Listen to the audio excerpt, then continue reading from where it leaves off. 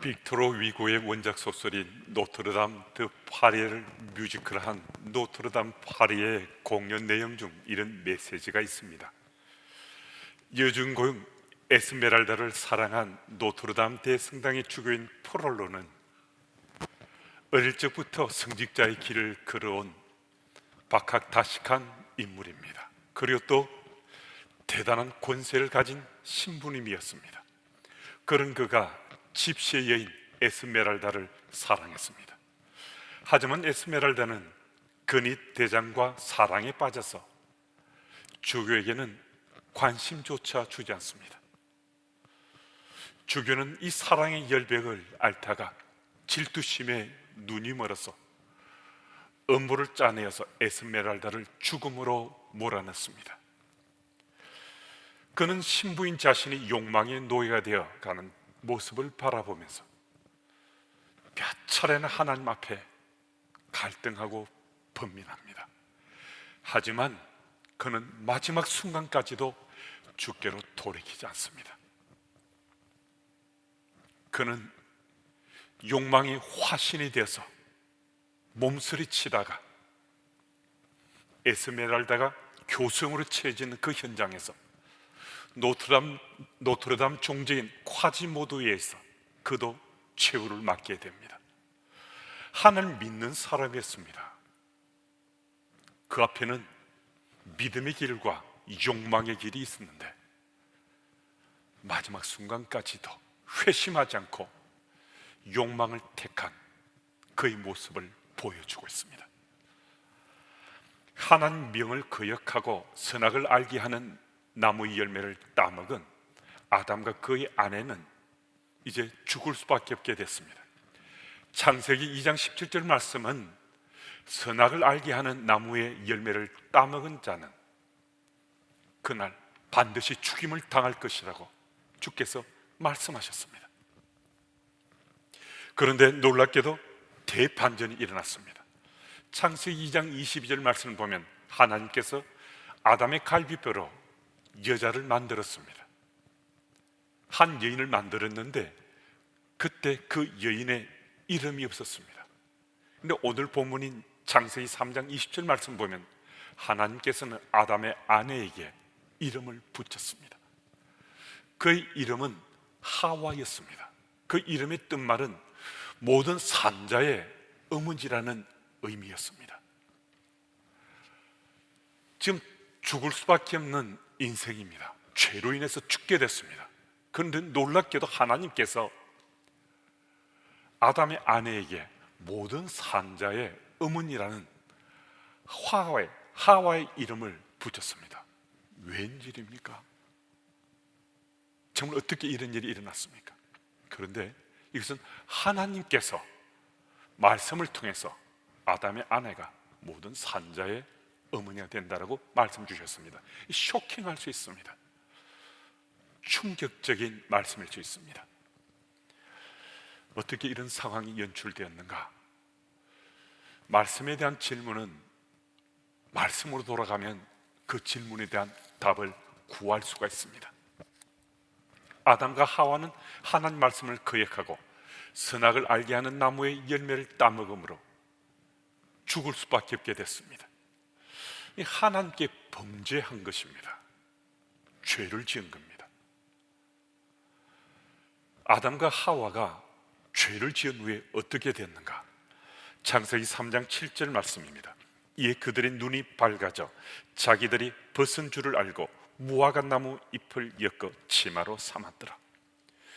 왜 이때 아담과 하와가 무화과 나무 잎으로 그들의 치마를 삼았는가?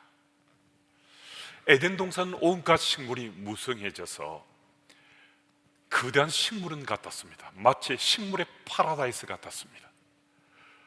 그렇게 엄청난 식물들의 파라다이스 같았다면 그곳에는 사과나무도 포도나무도 복숭아나무도 수없이 많은 나무들이 있었을 텐데 왜 하필이면 무화과나무 잎으로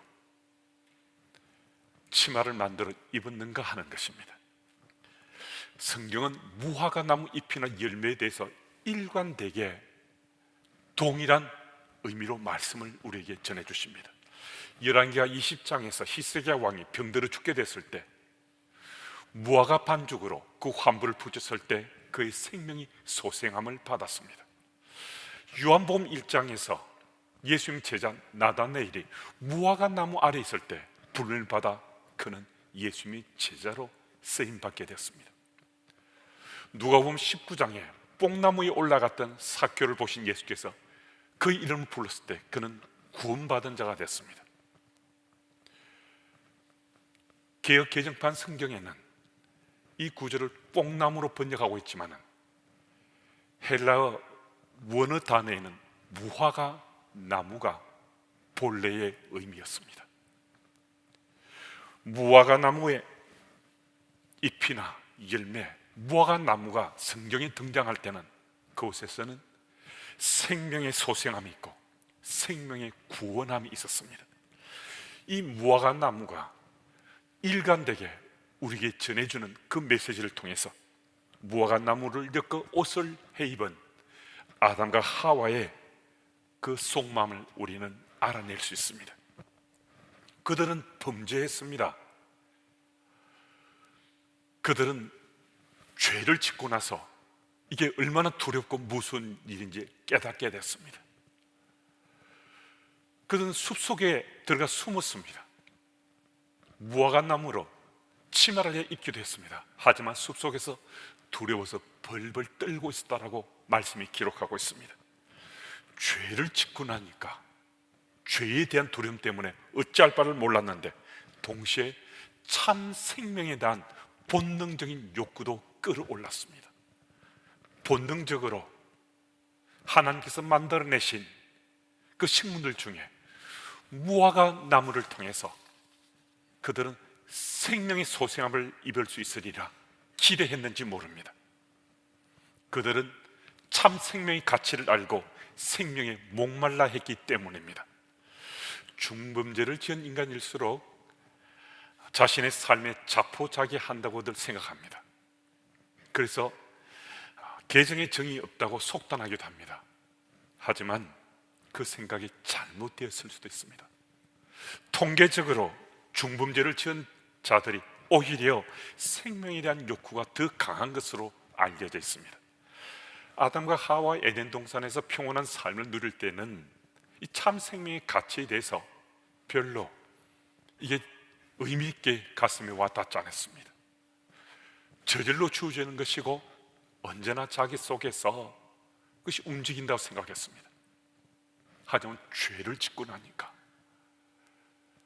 하나님 형상을 닮았던 그들의 모습이 훼손되니까 이 참 생명이 사라지고 상실된다는 것을 느낄 수가 있었던 겁니다. 그래서 그들은 참 생명에 대한 열망 갖고서 무화과 나무 잎으로 치마를 만들어 입었습니다. 그래서 결과는 어떠했는가? 그들이 생각했던 것과는 달리 무화과 나무 잎으로 옷을 해 입었지만 별 소용이 없었습니다. 태양이 떠올랐을 때 그 무화과 나무 잎으로 만든 치마는 말라버리고 말았습니다. 이 세상에 있는 그 어떤 것도 인간의 어떤 죄도 생명의 문제에 대한 해답은 주어질 수 없습니다. 초의학 시대를 살아온 우리들이지만 우리 가운데 단 한 사람도 생명과 죽음의 문제를 스스로 해결할 수 있는 인생은 없습니다. 부의 상징으로 여겨지던 정주영 씨나 이건희 씨도 이미 고인이 되었습니다. 재물만 있다면 모든 것을 다 할 수 있다고 소리지는 군상들이 득세하는 세상이지만 그 사람들이 아무리 재산이 많아도 이 생명과 죽음의 문제를 해결할 수 없습니다. 인간이 어떤 노력이나 지혜나 권세나 소유미를 하더라도 이 문제만은 어떤 해결점을 찾지 못한다는 겁니다. 아담과 하와를 한번 보십시오. 창세기 3장 10절 말씀을 보면 그들은 참 생명을 잃고서 생명의 욕구 때문에 무화과 나무 잎으로 옷을 입었지만 숲속에 숨어서 벌벌 떨고 있습니다. 그들의 삶이 정말 허망하기 그지없습니다. 허탄합니다. 그런데 그들에게 하나님께서는 먼저 여자였던 아담의 아내에게 모든 산자의 어머니라는 하와라는 이름을 지어주시고, 또 피를 흘려야만 그 가죽으로 옷을 입을 수 있는데 아담과 하와에게 가죽 옷을 입혀주셨습니다. 우린 여기서 한 가지 사실에 질문을 하고 싶을 수도 있습니다. 하나님께서 그런 은혜를 베푸셨는데 아담과 하와는 그런 회심했겠는가? 하나님의 은혜를 입은 자는 돌이킬 기회를 맞을 수 있습니다. 하지만 하나님의 은혜를 입고서도 끝까지 돌이키지 않고 하나님을 외면하고 멸망의 길로 치닫는 인생들이 참 많습니다. 반면에 하나님 은혜를 덧입는 그 순간에 그 은혜로 통회하고 자복한 다음에 완전히 돌이키는 인생들도 있습니다. 회심합니다. 아담과 하와는 하나님 진노를 사야 되는데 하나님께서 은혜 베푸셨습니다. 긍휼의 사랑으로 그들을 품으셨습니다. 그래서 모든 산자의 어머니가 되고 가죽 옷을 입게 되었을 때 그들은 하나님의 놀라운 사랑 앞에 돌이켰습니다. 회심했습니다. 어떻게 그것을 할 수 있는가? 창세기 4장 1절 말씀은 그 이유를 분명히 밝혀줍니다. 우리 같이 이 구절 읽습니다. 아담이 그의 아내 하와와 동침하며 하와가 임신하여 가인을 낳고 이르되 내가 여호와로 말미암아 득남하였다 하니라. 아멘. 무엇을 말씀하는가? 아담과 하와가 아들을 낳았는데 그 아들 이름을 여호와로 말미암아 득남하였다라고 지었다는 겁니다. 아담과 하와가 첫 아들의 이름 가인이라고 지었는데 곧 여호와로 말미암아 득남하였다고 그 순간에 자신의 신앙 고백을 하나님께 올려드렸습니다.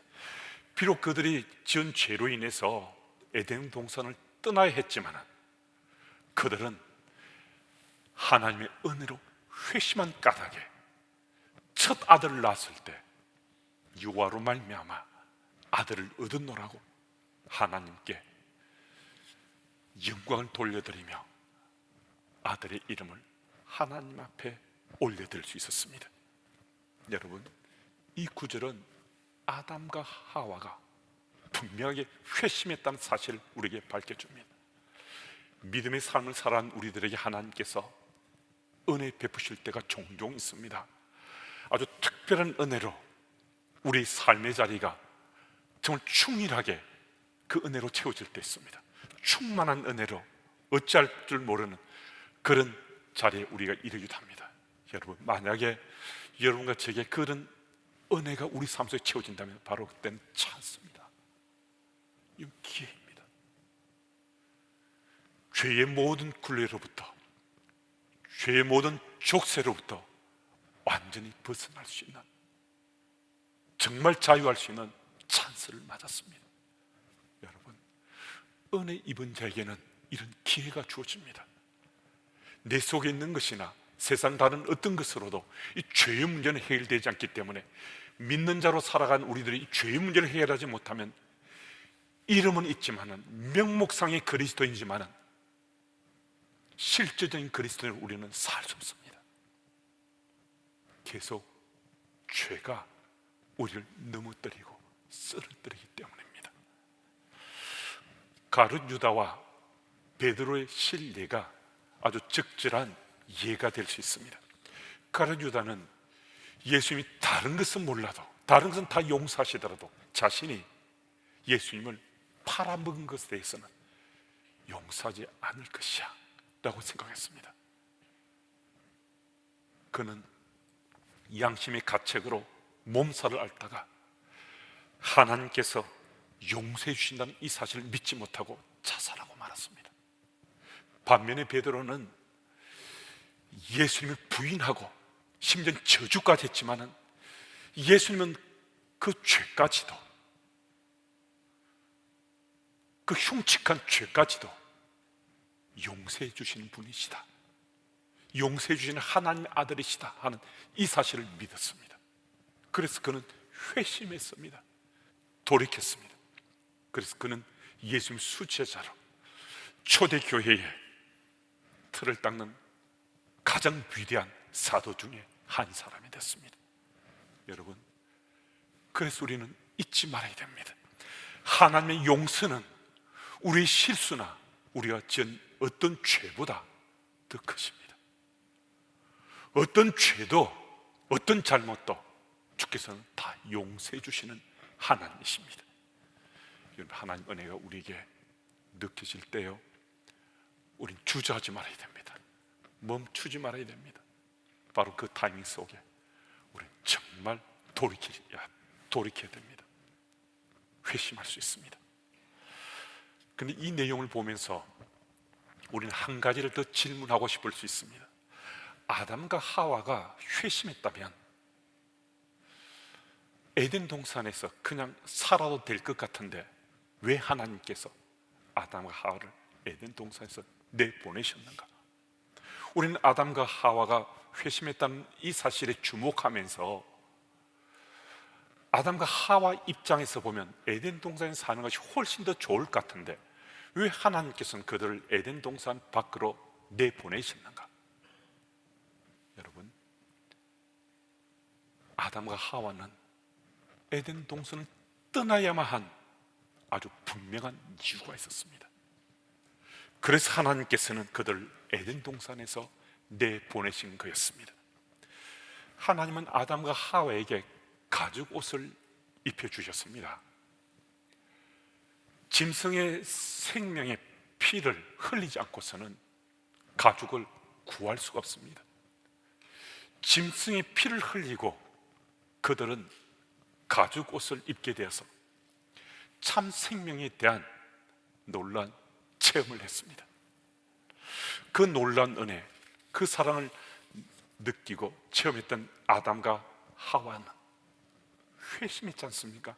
그런데요, 회심했지만은 그들은 이미 죄를 지었습니다. 하나님 형상을 닮아서 그들 에덴 동산에서 지음받고 살게 됐을 때는 그들은 죄하고는 상관없었습니다. 하나님 말씀을 어기게 되었을 때 그들은 죄를 지었습니다. 하나님 형상을 닮은 그들의 모습이 훼손되었습니다.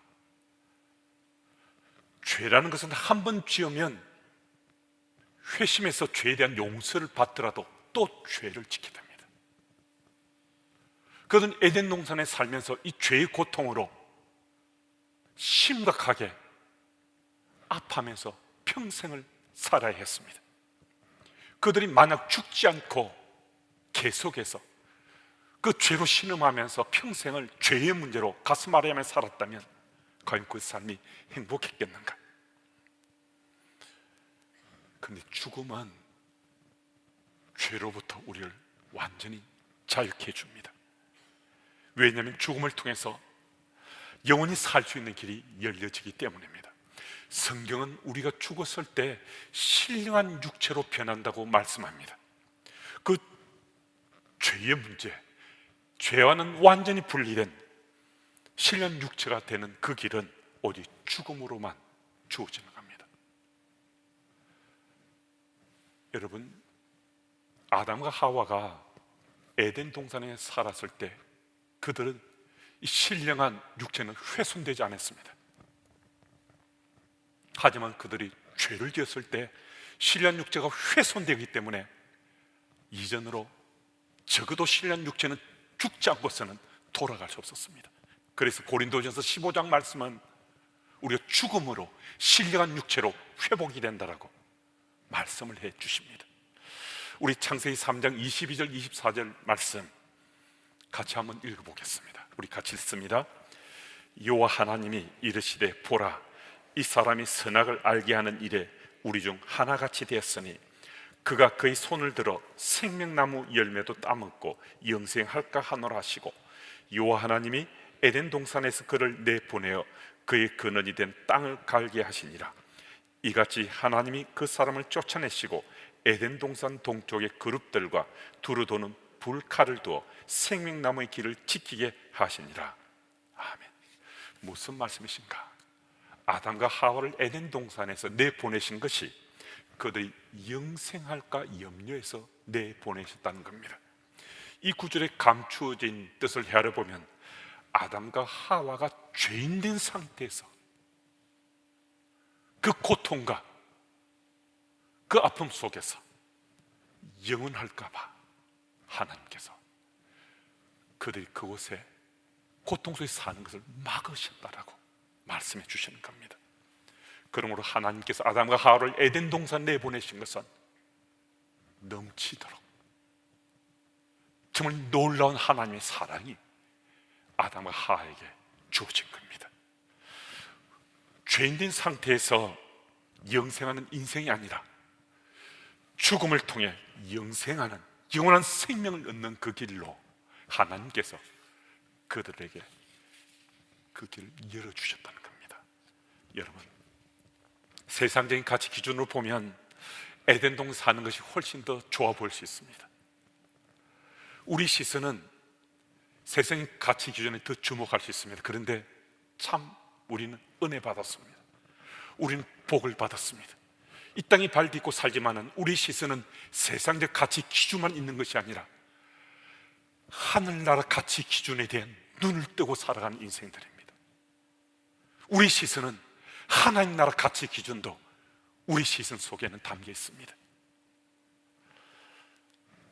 우리 삶 가운데 에덴 동산에서 하나님께 아담과 하와를 내보내신 것이 생명 길이요 복된 길이라는 그 사실이 이미 내게 믿어졌고 내가 그 시선으로 살아가고도 있습니다.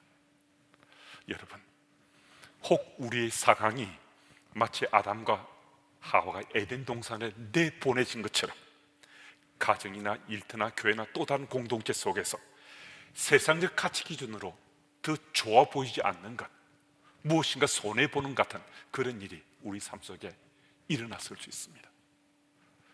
건강의 문제나 또 자녀의 삶 속에 어떤 문제가 일어나는 가정이 있을 수 있습니다. 여러분, 그때 한 번만 더 하늘을 바라보십시오. 우리 시선을 주를 향해서 고정해 보십시오. 우리 주님께 간절한 심령으로 도와달라고 간구해 보십시오. 우리가 지금 처한 그 상황, 힘들고 어렵고 무엇인가 이름 같고 손해를 많이 본 같은 그 현장이 오히려 나와 더불어 살아가는 이들에게 생명의 길이 열려지고 복된 길이라는 사실이 우리에게 믿어질 수 있습니다. 우리의 그 사실이 믿어질 수 있습니다. 여러분, 사순절 첫 번째 주일 맞고 있습니다. 이날 우리 하나님 그 사랑 잊지 마시고 기억하십시다. 하나님께서는 분명히 주의 말씀을 어긴 아담과 하와인데 진노하셔야 되는데 그들에게 긍휼하신 사랑으로 인자와 자비를 베푸십니다. 모든 산자의 어머니가 되었습니다. 짐승이 피를 흘리면서까지 그들이 참 생명의 소중함을 일깨워주시며 가죽 옷을 입혀주셨습니다. 그 사랑 때문에 아담과 하와는 회심했습니다. 이 자리에 함께한 우리들에게 다시 한 번 더 그 사랑이 예수님의 십자가에 그 놀라운 피로 그 보혈의 공로로 우리 삶 속에 부활하고 있습니다. 여러분, 아담과 하와에게, 우리 믿음의 선진들에게, 우리 앞서간 수많은 믿음의 사람들에게 임하였던 하나님 그 놀라운 사랑과 은혜가 여러분과 제 삶 속에 지금 부활하고 있습니다. 여러분, 이 사랑, 이 은혜 입고 오늘 세상 속의 그리스도인으로 우리 살아야 되지 않겠습니까? 그리스도인은 이름만 있는 그리스도인 말고 세상 속에서 실제 내 삶 속에 그리스도를 살아내는 그리스도인, 그 삶을 살아야 되지 않겠습니까? 특별히 사순절 절기 맞은 바로 이 절기 때 나는 하나님 나라 백성이야, 나 세상 속의 그리스도인이야, 분명하게 다시 한 번 더 내 마음밭에 되새김질 하시고 세상 속의 그리스도인으로 당당히 살아가시는 여러분들이 다 되시길 바랍니다. 하나님 아버지 감사합니다. 사순절 첫 번째 주일, 예수님의 그 십자가의 놀란 사랑, 예수님의 고난과 죽음을 생각하며 하나님의 은혜 속에 깊이 들어갑니다. 하나님 말씀을 어기고 죽을 수밖에 없는 죄를 지은 아담과 아담의 아내였는데 모든 산자의 어머니라는 복을 주시고 짐승의 피를 흘려 가죽 옷을 입혀주시며 참 생명의 의미를 다시 한번 일깨워주신 하나님, 우리들에게 그 사랑과 은혜를 다시 한번 더 일깨워주시니 감사합니다. 하나님 놀란 사랑, 그 은혜가 오늘 우리 일상의 삶 속에도 순간순간 부활해서 그 사랑과 은혜를 입고 살아가는 주의 백성들 다 될 수 있도록 주님 도와주옵소서. 이번 한 주에도 우리 한 사람 한 사람이 가죽 옷을 입은 산자의 어머니 모습으로 우리에게 맡겨진 세상 속 그리스도의 몫을 잘 감당하길 소원하며 예수님 이름으로 기도드립니다.